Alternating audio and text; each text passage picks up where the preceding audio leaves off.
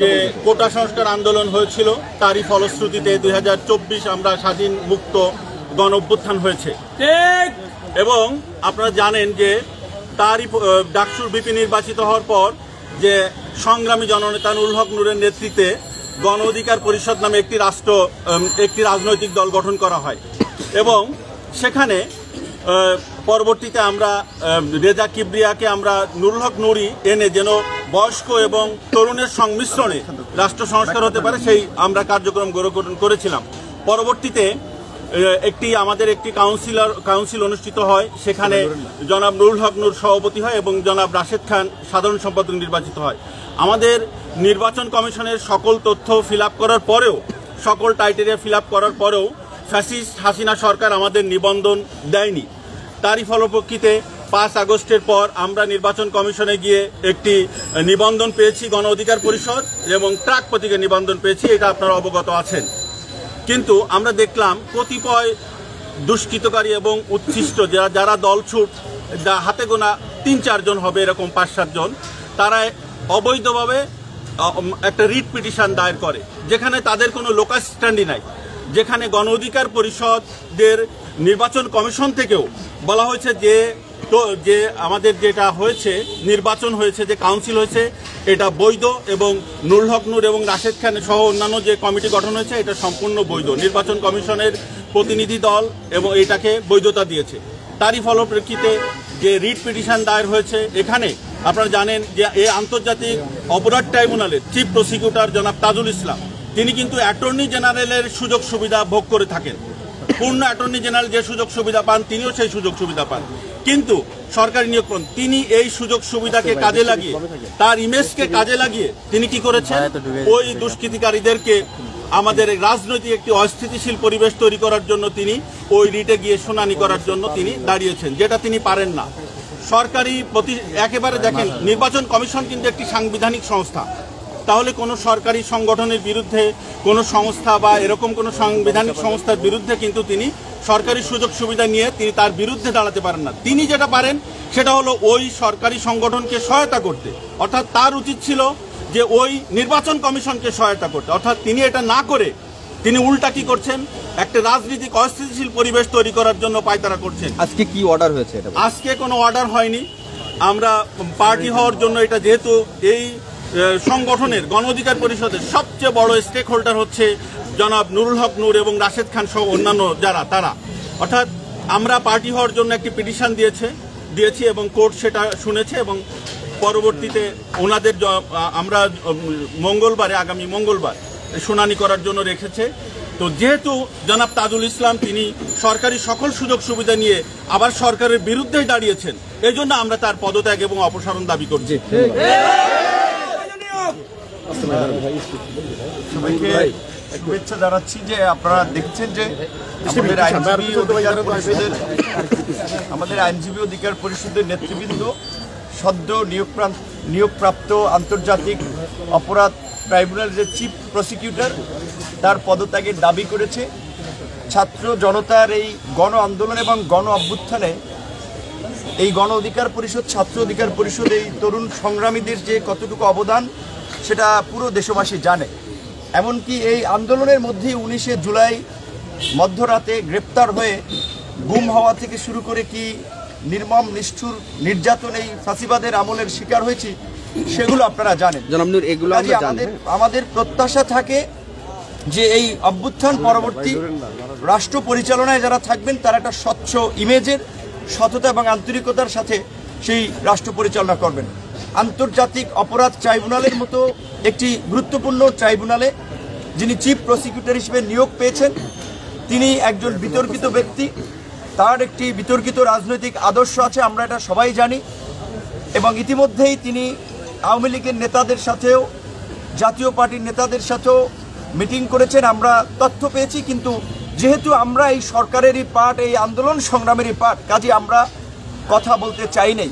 কিন্তু তার কর্মকাণ্ডে আমাদের কাছে দৃষ্টিগোচর হয়েছে এবং আপাত দৃষ্টিতে মনে হয়েছে যে তিনি তার ক্ষমতার অপব্যবহার করে, অপপ্রয়োগ করে তিনি টাকা পয়সা ধান্দাবাজিতে ব্যস্ত আছেন, যার ফলেই গণ অধিকার পরিষদের নামক এই উদীয়মান তরুণদের প্রতিষ্ঠিত নিবন্ধিত রাজনৈতিক দল, সেখান থেকে যারা আমরা কাউন্সিলের পরে যাদেরকে পদে রাখা হয় নাই সেরকম কতিপয় দলসুরদেরকে উস্কে দিয়ে তিনি নিবন্ধন কোর্টে রিট করিয়ে তাদের দিয়ে আমাদের বিপক্ষে দাঁড় করিয়ে দিয়েছেন। অর্থাৎ তিনি একটি রাজনৈতিক স্বার্থ হাসিলের জন্য গণ অধিকার পরিষদের মতো এই গণ অভ্যুত্থান এবং গণ আন্দোলনের একটি অংশীদার সংগঠনকে বিতর্কিত করতেছেন এবং একই সাথে তিনিও নিজেকে বিতর্কিত ব্যক্তি হিসেবে উপস্থাপন করেছেন। তিনি সরকারি এই চিফ প্রসিকিউটর হয়ে সরকারেরই প্রতিষ্ঠান নির্বাচন কমিশন সাংবিধানিক প্রতিষ্ঠান, সেই প্রতিষ্ঠানের বিরুদ্ধে দাঁড়াতে পারেন না। তো যিনি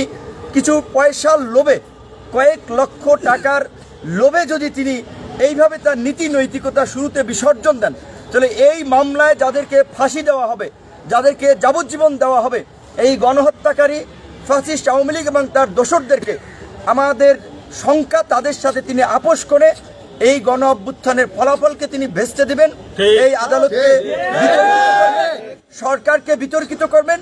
তাই আমরা সরকারের কাছে দ্রুত সময়ের মধ্যে এই বিতর্কিত ব্যক্তিকে অপসারণের দাবি জানাচ্ছি এবং পরিষ্কারভাবে আমরা এই কোর্ট প্রাঙ্গণ থেকে বলছি যে তার অপসারণ না করা হলে আইনজীবী অধিকার পরিষদ সারা দেশের আইনজীবী সহ ছাত্র জনতাকে নিয়ে গণ আন্দোলনের মাধ্যমে তাকে পদত্যাগ করাতে বাধ্য করবে।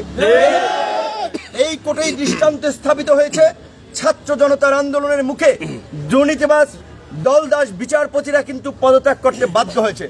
কাজেই আমরা মনে করি কোর্টের উপরে প্রেসার প্রয়োগ করে কিংবা কোর্টকে প্রভাবিত করে কোনো কাজ করা উচিত না, কিন্তু এই রকমের বিতর্কিত ব্যক্তিরা যদি ট্রাইব্যুনালে কিংবা কোর্টে থাকে তাহলে ছাত্র জনতার কিংবা সাধারণ মানুষের কোর্টের প্রতি সেই সম্মান শ্রদ্ধার ঘাটতি তৈরি হবে।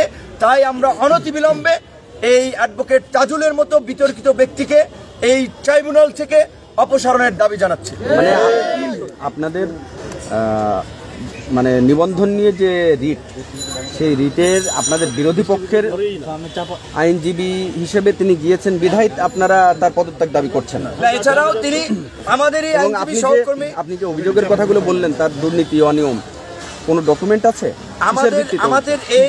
আমাদেরই দীর্ঘদিনের রাজপথের সংগ্রামী সহকর্মী সহযোদ্ধা জনাব এরশাদ সিদ্দিকী এই আন্তর্জাতিক অপরাধ ট্রাইব্যুনালে তিনি একজন ডেপুটি অ্যাটর্নি জেনারেল পদমর্যাদার প্রসিকিউটর হিসেবে অ্যাপয়েন্টেড হয়েছেন।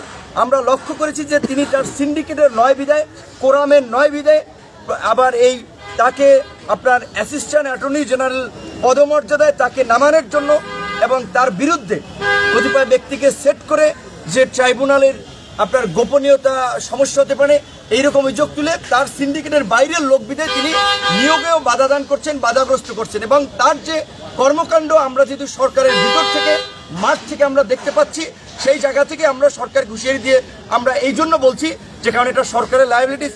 এবি পার্টি কিংবা তাজুলদের এই গণতন্ত্র কিংবা গণমানুষের আন্দোলন সংগ্রামে গত 1.5 দশকের কোনো অবদান নাই। তারা মধু খাওয়ার জন্যই এই প্রেক্ষাপটকে ব্যবহার করে কেউ প্রসিকিউটর হচ্ছেন, কেউ বিভিন্ন জায়গায় যাচ্ছেন, কিন্তু আমাদের পরিষ্কার কথা এই ধরনের বিতর্কিত ব্যক্তিকে এই এখানে আন্তর্জাতিক অপরাধ ট্রাইব্যুনাল রেখে তাকে এই ব্যবস্থাকে বিতর্কিত করা যাবে না। এই আন্তর্জাতিক অপরাধ ট্রাইব্যুনাল দেশি বিদেশি সকল রাজনৈতিক দল, রাষ্ট্র, মানবাধিকার সংগঠন সবার নজর আছে কি বিচার হচ্ছে, কি অভিযোগে কার কি শাস্তি হচ্ছে। কাজে এখন তিনি যদি আপনার এইভাবে একজন সরকারি পদে থেকেও এইভাবে তার পদকে ব্যবহার করে তিনি বিভিন্ন মামলা লড়েন, টাকা নিয়ে জাজকে প্রভাবিত করেন এবং তার ফেস দেখিয়ে আদালতকে প্রভাবিত করেন, কারণ আজকের ব্যবস্থায় আদালতের যে অবস্থা তাতে অবশ্যই বিচারকরাও শঙ্কায় আছে কখন কার বিরুদ্ধে আবার পদত্যাগের জন্য আন্দোলন হয়, কারণ এই নজির তো এই আদালতে স্থাপিত হয়েছে।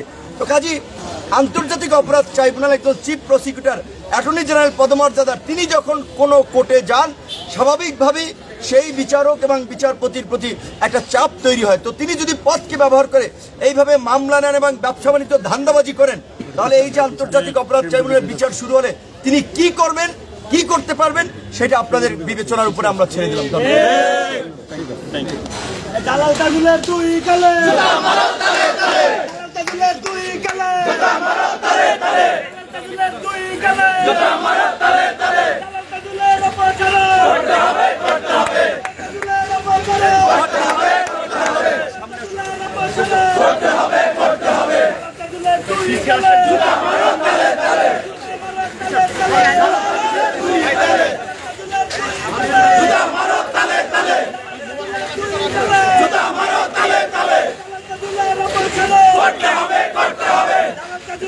অপসারণ করতে হবে দালাল কাজুলের অপসারণ করতে হবে পিছাই ভাই